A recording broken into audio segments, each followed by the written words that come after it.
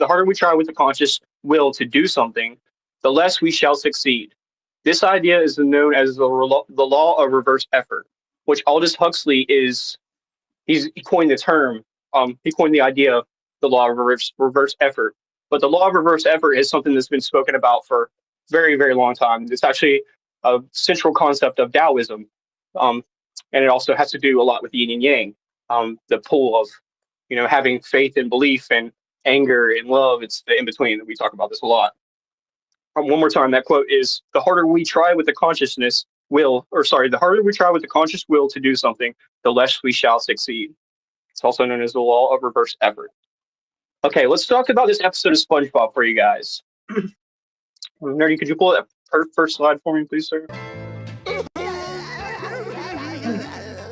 Wait, look! It's Squidward! What?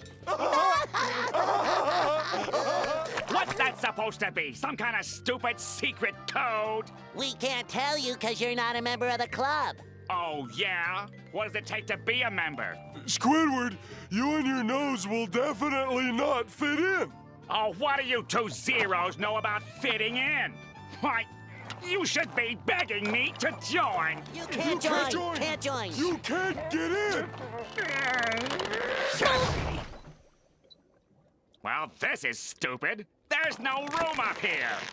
That's what we've been trying to tell you. I do not know, nor will I ever want to be a member of your stupid club.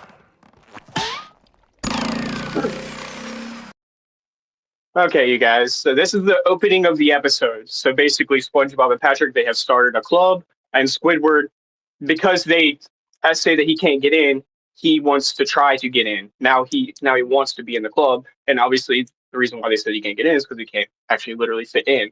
So when they fling off into the distance, that's whenever they go and get lost in the kelp forest, and they go on this journey, which I'll get into here in just a minute.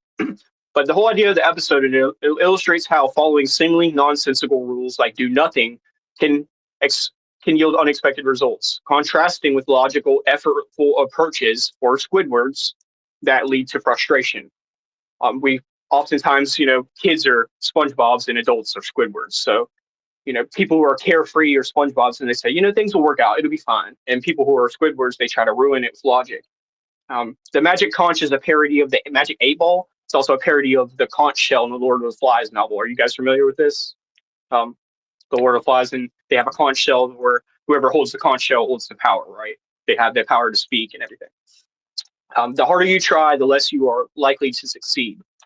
This is another quote. Alan Watts was actually a big, one of his biggest inspirations was Aldous Huxley. So this is a very similar concept, and these are all tied to Eastern mystical practices. So the harder you try, the less you succeed. Sounds like something that's counterintuitive. Well, that doesn't make sense. You mean that I should just give up? Is that what you mean? And it means, it doesn't mean that you should stop doing what you're doing effortful, but in the mind, you should stop trying so hard, because the harder you try, you're creating a resistance. You're stepping in your own way. Could you please pull that next slide for me, please? And hey, everyone joining in, by the way. It's nice to see you guys. We're just kind of getting into the episode here. SpongeBob and Patrick and Squidward, they get lost in the kelp forest. After they fly off in the distance, they land in the middle of the kelp forest. SpongeBob and Patrick form a quote-unquote club with a magic conch shell. They have this thing called a magic conch shell. Whenever they pull the string, it answers either yes or no questions. So it's kind of, again, a parody of the Magic 8-Ball. This tells them to do nothing, in which they obey, leading to food and supplies falling from the sky, while the logical but frustrated Squidward tries to leave only to get lost, eventually giving in and joining the club when a park ranger arriving to rescue them, and he has his own magic conch shell. So they get lost in the forest. They start a club with this magic conch shell. They ask the magic conch shell, what should we do? The magic conch shell says to them, you should do nothing. So Squidward's like, well, I'm not going to do that. I'm just going to leave. You guys are crazy. You're delusional. We can't just sit here and do nothing. We have to do something. It's logical. So he runs off into the forest only to come back around to where he was anyway. He runs in a giant circle. So then he gives up and he starts his own club saying, you guys are crazy, until the magic conch ultimately leads to fate or destiny stepping in where food magically falls out of the sky. But in reality, it's someone in a plane. Their plane is going down, so to drop the weight, they drop the gear, and it lands in their club. And then Squidward all of a sudden goes, "Wow, I really want that." So the setup of this episode is they get lost in the forest. They form the club. SpongeBob finds the magic conch shell. It answers yes or no questions only by pulling the string. The magic conch shell tells them to do nothing. Squidward mocks them and then tries to leave and only ended up getting back where he started. And then the miracle food and water falls out of the sky. It's miracle, fate, destiny, or whatever. It's just a metaphor for all these things. Then the ranger shows up at the end of the episode, and he has his own magic conch shell. And Squidward's like, I'm not here with these idiots. These guys wouldn't believe. And then he's going off and off. But whenever the guy pulls out a magic conch shell, Squidward's like, oh no. Because this is very much what people who don't believe in religion, as opposed to people who do believe in religion. They act like these guys are crazy, they're delusional until, there's nothing left but hope and fate. And we're going to kind of get into what this means, the difference between belief and faith here in just a minute. But yeah, the resolution of the show, the Ranger's conch leads them to find them in the first place, and then Squidward basically has to accept it for truth. Could you please go on to this next slide? This is this is a video for Alan Watts here, you guys. If you really have faith, you don't need belief. Because faith is an entirely different attitude from belief. Faith is a state of openness or trust. To have faith is, for example, like when you swim, you trust yourself to the water. You don't grab hold of the water when you swim. And if you go stiff and tight in the water and try to catch hold of it, you'll sink. You have to relax. So in the same way, when a cat falls off a tree, the cat doesn't go stiff all over in a state of tension, that is to say, a state of holding on. The cat relaxes. It falls heavily, thumps the ground with its tail, and isn't hurt because it relaxed. So the attitude of faith is the very opposite of clinging, of holding on. 100%. It's letting go. That's a video from Alan Watts right there. If you guys aren't familiar with him, like I was expressing a minute ago, he was not a student of Aldous Huxley, but I like to look at it like that. Aldous Huxley was a huge influence on him. If you guys aren't familiar with Aldous Huxley, he has a really creative mind. Some of the works that you might be familiar with him are The Doors of Perception is a great book. He also has a book called The Brave New World, which talks a lot about what we talk about being programmed by our society and the things around us. It all ties in together. If you guys want to get more into what we're speaking about, Aldous Huxley has some great stuff. And Alan Watts, again, this all ties together because these are Eastern mystic practices. So this all has to do with Taoism and Buddhism and Hinduism. These are not original ideas. These have been ideas for a very long time. We're going to break it down for you a little bit right here. The law of reverse effort, the law of reverse effort or reverse effect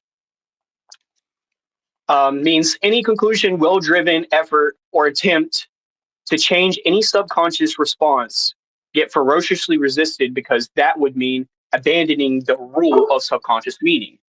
I have the tendency to do this a lot, especially in my younger days. I would say that, I don't believe in that, so yeah, I don't have faith in it. But they could be separate, and they should be separate. Because faith is having trust in something that's going to happen. It doesn't have to be a belief. It can be totally separate. And I'm going to explain a little bit here why. We'll get back to the chart here on the bottom in a second, but I want to read this post here. This is from Chris Milalis. I think I'm saying this right, from Psychology. So just a post I found on the internet that very much sums up what we're about to speak about here. In this post, we'll unpack all you need to know about the law of reverse effort, defining exactly what it is, an example, the science behind the concept, and how to leverage it, and more. Let's talk about the law of reverse effort. The law of reverse effort states that the more we try to achieve something, the less likely we are to achieve it. It seems counterintuitive. But here's a couple of examples. There are many everyday examples of the lore. The more we try to remember something, the less likely it is we'll remember. Yet the moment we stop trying, the moment we stop trying to remember, we remember. The more we try to force ourselves to sleep, the less likely we are to fall asleep. Then when we stop trying, the easier we fall asleep. People always equate this to whenever I try to take a test. I knew everything. I studied the test, but then you go to take the test and it clears their mind. This law of reverse effort, because you're trying too hard. If you really knew it, you wouldn't even have to try. The science behind this, achieving a desired goal involves the interplay between the conscious mind and the subconscious mind. The conscious mind takes care of what, and the subconscious mind takes care of how. So this is the confliction. It's causing your subconscious and your conscious mind to kind of fight with each other. It's causing a conflict. Thus, the challenge occurs when the conscious mind interferes with the subconscious mind. This prevents the subconscious mind from operating effectively, disrupting the automatic process of psychology flow, making the desired outcome harder to achieve. That's exactly what I just spoke about. So this chart on the left right here speaks about how, we talk about ourselves, whether it be negative or positive. Starts with how you speak about yourself. Again, being impeccable. How do you speak about yourself? Are you being impeccable? Are you not spreading gossip about yourself or hate about yourself or others? And if you are, then whenever it builds your self. Oh, sorry, I didn't mean to do that. It builds up your self-image. Sorry, no, can you fix this for me? I'm a total buffoon. Yeah, that's where. Yeah, it builds up. Just put us back on the screen, yes, sir. Okay. But yeah, it builds up your self-image. After you start talking to yourself negatively or positive, it builds up that image of yourself. So if you say, "Oh, I'm no good," well, that's what you're going to feel yourself as to be. You're going to feel that you're no good. And then, I'm sorry, I can't see it. Oh shit! Sorry. Okay. There we go. I'm the one who messed it up. You want full screen like that. Performance actions, yes, sir. Yeah, that's what I wanted to show. go. Yeah, so because that creates your performance actions. So that means that based on how you treat yourself, that's how you're going to act. So it creates the positive reinforcement or negative reinforcement, depending on how you're framing yourself online. Do you understand what I'm saying? So if I speak about myself positive, I could say, I did really good on that test. I really studied for it, and whenever the time came, I knew what I needed to know. So it builds up that image that whenever the test comes around again, I'll study and know what I need to know. And then that becomes my performance actions. That's how I'm going to perform on the test. I often equate this to the Dunning-Kruger effect. If you guys aren't familiar with this, the people that overestimate their abilities underperform, and the people who underestimate their abilities overperform. So somebody comes in and thinks they know it all, usually don't. But the people who are really curious and open-minded and willing to learn, those are usually the people that perform the best, whether it be a test or, anything really. What do you guys have on that? Yeah, I like that Dunning-Kruger effect. That's very, very relatable stuff. Same thing with the self-talk stuff over here, where it builds up and it's constantly reaffirming itself, and Yes, it's definitely. very, very relatable. And it also, not to get ahead of myself, but I found that very, very relatable with some of the 5 hindrances and some of the Buddhist teachings that I was exposed to previously.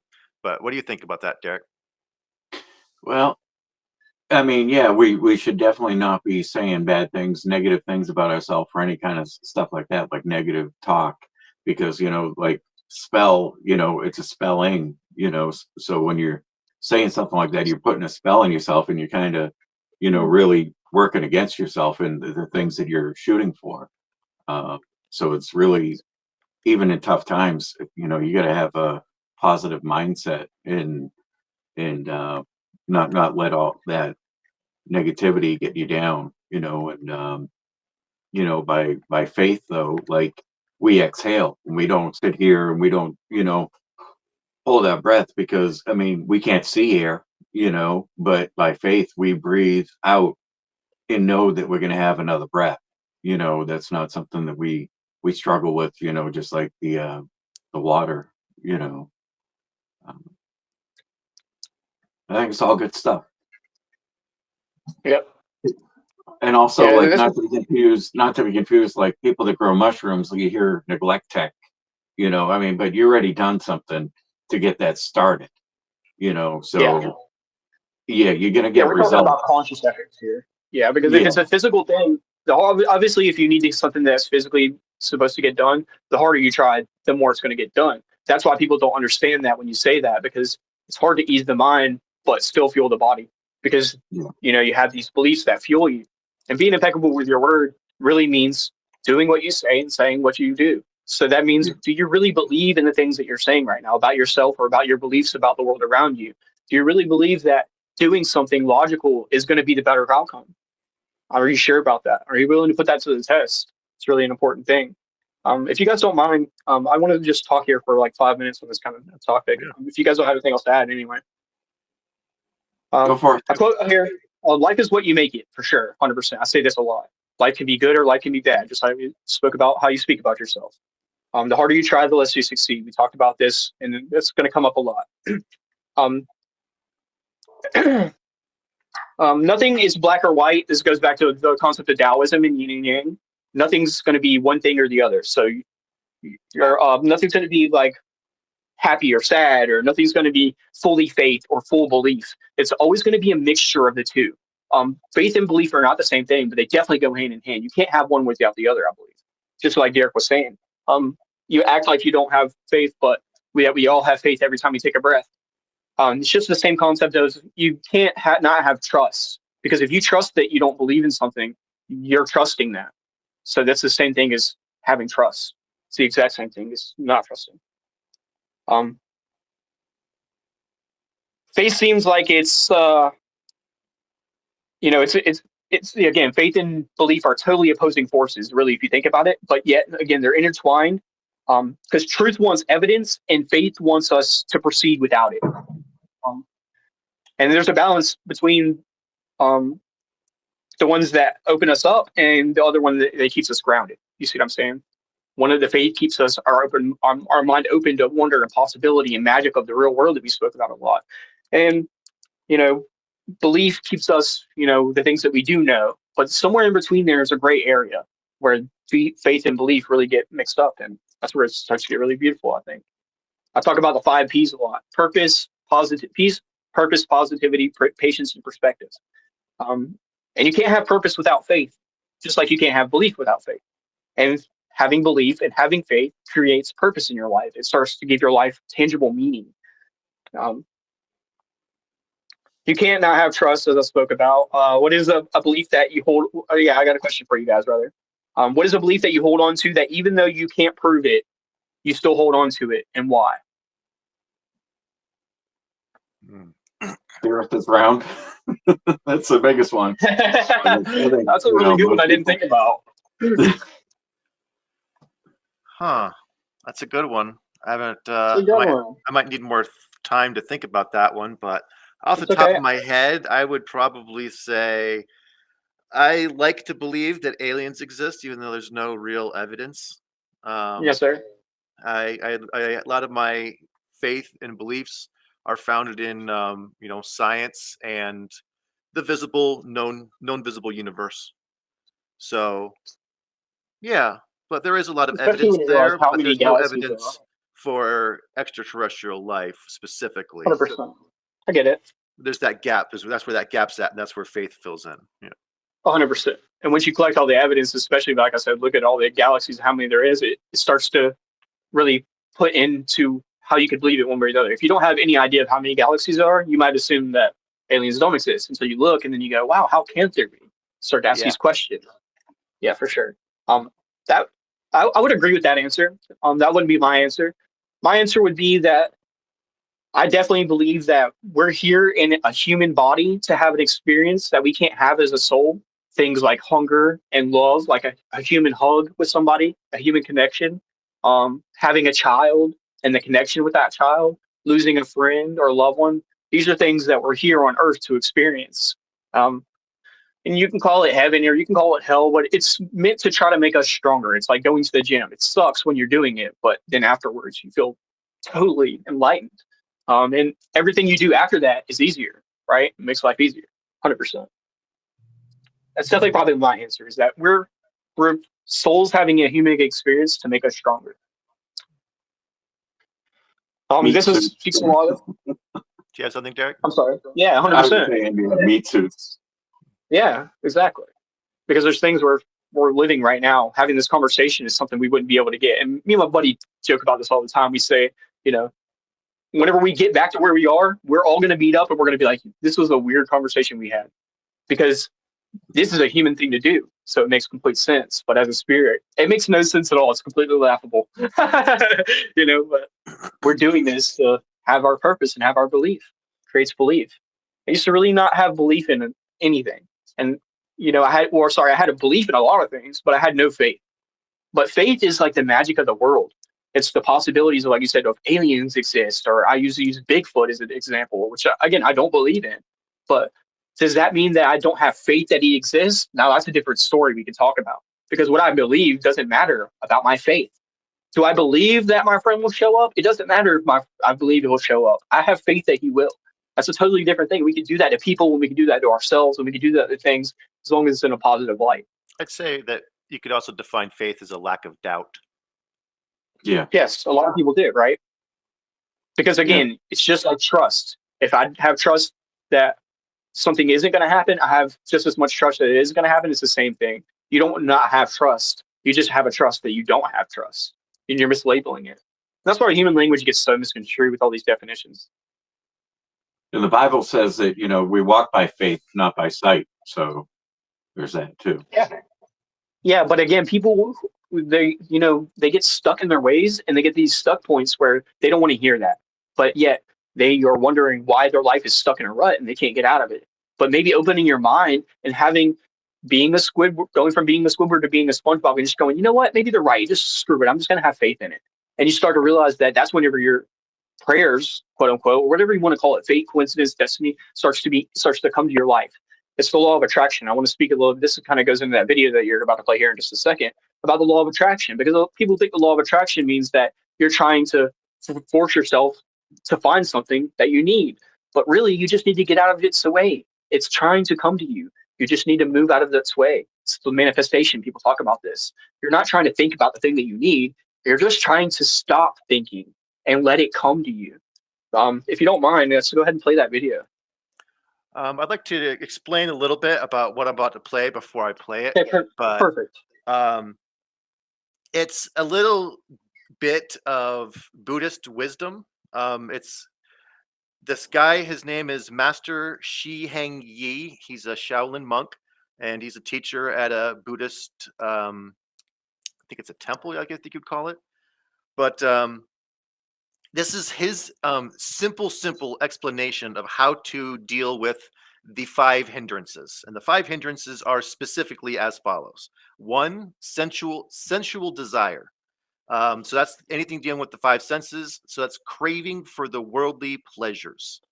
Number 2 is ill will. So that's aversion, anger, hate, hostility. Number 3 is sloth and torpor. So that's laziness of body and mind. Number 4 is restlessness and worry. So that's scattered, agitated mind and anxiety. And number 5 is doubt, which is indecision, uncertainty, and a lack of faith. So these 5 hindrances are what stands between you and peace and reaching your goals. That's sweet. So Master Shi Heng Yi, this is who this guy is. Whatever you try to hold on to, the nature of thing is that this is happening. Swinging away. It's going to move away from you. And whatever you try to avoid and push away from you is just a question of time until it's going to move like pretty close towards you. If you don't want to have a life that is too shaky, don't touch the water. Don't touch any additional water along your goal. Don't touch it because you like something, and don't touch it because you dislike something. Because when you walk towards the goal and you do here and here and here, you're just going to ripple your whole surroundings, which ultimately means your energy is being just drawn away from your initial goal. That's how I would say it is. And ill will is one of these expressions of you don't like something and then you invest the energy there. You like something and it draws your energy back to there. And ill will is similar in this category, belonging to this idea of don't push, don't pull. I think that's really, really interesting that he talks about how the 5 hindrances, it's sensual desire, you're going toward the things you do want, and then Oh man, beautiful. and the ill will. What a beautiful concept. Such a Squidward thing too, because the 5 Yes. hindrances, I think Squidward is specifically personifies number 2, ill will. He also personifies restlessness and worry. and he also personifies doubt and the lack of faith, especially in 100%. that episode. Once you watch that whole episode, he is lack of faith, and eventually at the very, very end, he gives in and he starts Because he believing. has to. Right. 100%. So why wait till the end? Why wait for it to get so bad where you're a bit stuck begging for God for help? Mhm. Than just to build a relationship with whatever you think that is, because everybody's idea of that is different. It doesn't have to be what you think, what people have programmed into your head of what he's supposed to be, And or she, or anything. You can create that. and the reason why I started wearing a necklace is it's kind of a reminder not to push, not to pull, and it's kind It's of a like very good concept. one of my It's the law spiritual of necklaces. attraction. Right.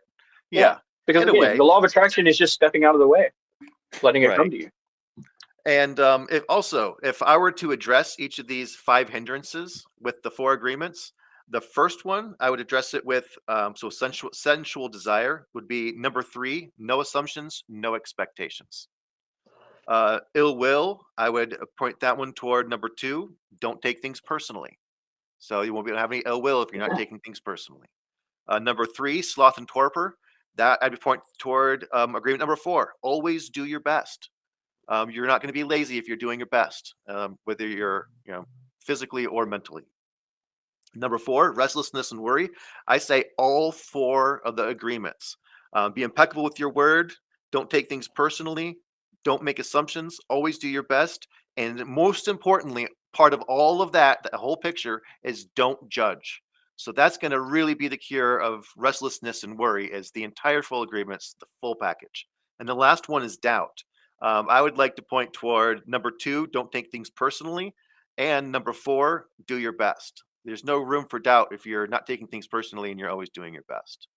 I'm just skimming the surface on the 5 hindrances. I would like to do a separate video on that at some point. So Perfect. that's why I didn't have a separate slide here for that, so that I can do that later on. But Okay. that pretty Maybe much even next covers, Monday if you'd like. maybe. We got some ideas. Yeah. Okay, sweet. One thing I want to say about what you were talking about always Mhm. do your best, is kind of ties in with what the video was just showing, that sometimes we try to do our best, but we're trying too hard. So you're sick and you're trying to do stuff, and even though you're sick, instead of just calming down and resting, then you're getting more sick. Then it's going to be even longer before you can do anything. Now you're prolonging it. So that's another physical attribute of always doing your best, where there's tons of things like that. You could be doing a job and rushing through the job. Now you break something. Now it takes twice as long because you're rushing. Sometimes doing your best is slowing down, calming down, and just going with the flow. It's hard to do because we're so programmed in a society of a go, go, go, hustle, hustle, hustle, get it, but never slow down. I talked about this before with it. Type A personalities have type B problems. People who are always hustling and hustling, they have a hard time slowing down. And people who are lazy, they get a lot of lack for being lazy, but whenever they do good, they get pride for it. But people who are go-getters, they're always congratulated for going and going. And you're always doing good, man. You're always doing something. You're always hustling, but never a friend going, hey, man, you're always doing a lot, but maybe you should take some time for yourself. Like sit down and have a break or something, because that's when you can do your most, when you take a break Something and I then you come can back. say about laziness. Somebody once told me, I thought it was really, really funny because I found it true, is if you want to find the most efficient way to do something, find the laziest person and hire him for the job. I love that. Because it's using less of your conscious effort and your less of your physical effort in the end. 100%. It's a beautiful way to look. The harder you try, the less you succeed. I know that sounds cliche, but Yeah. I've found that to work in my life. I could be chasing for a dream that isn't mine, that is somebody else's dream, a reality of the outside world's dream, and they would be really happy for me, but I wouldn't be happy. Like it wouldn't be my fulfilling life. And I think a lot of us are forced to do that, whether it be marriage or a job or a hobby or whatever. We're just doing things because other people can see it. And if they can't, we don't even feel satisfied showing it or doing it at all. It's crazy.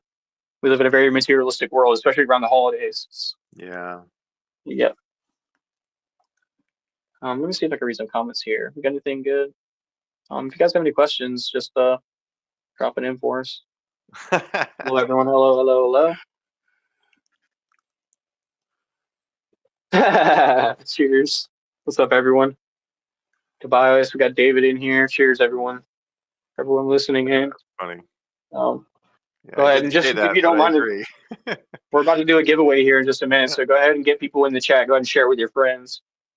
We'll get some giveaways here. I think we're Yeah, doing One 2 thing, giveaways right now. one thing I notice about the attraction is like when you're having a bad day and you're really bitching about the bad day, the universe is going to keep giving you more. So it's Yeah. one thing goes wrong and then you're frazzled, but then if you don't get out of that frazzle, you're going to get more shit coming. It's because that's the frequency, the vibration that you're putting out. So the universe is Sir. like, okay, I'll give you some more. That's Yeah. If the, whatever you Yeah, say. you got to get out of universe that. Says yes. yeah, man. Mhm. Just Yeah. again, it's the yin and yang, the balance between, because you want to be able to speak about your problems, but you also want to remember your first agreement. Be impeccable. Mhm. Don't spread Yeah. gossip and negativity. Talk about your problems, but do it with an open mind. Do it without any feelings attached. And if you can't, then don't do it at all. Take your time, step back, like calculate it, meditate it on in your mind, and then come out with it whenever Right. you have a more open mind about it. If you watch that entire interview with Master Shi Heng Yi, it actually talks about that specifically. Yes, It's sir. really, really This is good. Watch that whole. It's like 2 hours long, but it's so worth it. yeah, It's such an insightful interview. it's a beautiful But concept. It's something I'm really trying to mold my life into, and I feel really privileged to not even be 30 years old to go ahead and like start like molding my mind into that. So hopefully by the time I'm you guys' age, I'll be even farther ahead. Or tops. I really look up to people who are older than me for that reason, because these are the people that I want to hang around and share these ideas with. Because we could sit around, we could talk about a bunch of mindlessness if we want, but there's only so much life, and we got to fill at least some of it up with these sharing these ideas and bouncing these ideas off of each other. And that shows perspective. Because I guarantee none of us here all agree on the same idea, but we can all understand what we're saying, and we can say for a fact that if you follow this, it helps your life. It will make it better because you're avoiding negativity. So therefore, you're getting away from the negative stuff that you're creating in your head. Your reality is what you make it. That's why I put this quote in here that talks about life is what you make it. Um, Life is what you make it. I say that so much. I was joking around with my friend today. I'm like, yeah, I say that all the time. I went on my Discord and looked at how many times I said that. It was like 20 different times of me saying that throughout the years, because I say that all the time, and it really is true. And it took a while for me to even realize it. I was just saying it for a while, trying to build that in my head. And that's what happened. I ended up finding the positivity. I went from my most used emoji being my middle finger to my most used emoji doing this, because of a conscious effort. It wasn't because I slipped into that. I had to consciously go, I'm not going to be negative. I'm just going to be positive. Still have a hard time with that. I'm not going to lie. Still struggle with that. Always doing your best. Just trying to be impeccable. Not speak bad about people or yourself. It's hard to do. I think it's giveaway time. Sweet. I actually have a trivia question for you guys. I'm going to go ahead and drop it in there. Let's see. There's a little fun fact here for you guys. I was just speaking about Alan Watts and Aldous Huxley. So again, whenever he met Aldous Huxley, he actually didn't meet him. He just encountered him in New York during Easter vacation. Whenever he met him, that's whenever his mind was open to the idea of Western or Eastern mysticism. So whenever he met him, it was in New York during Easter vacation. What year did he meet him?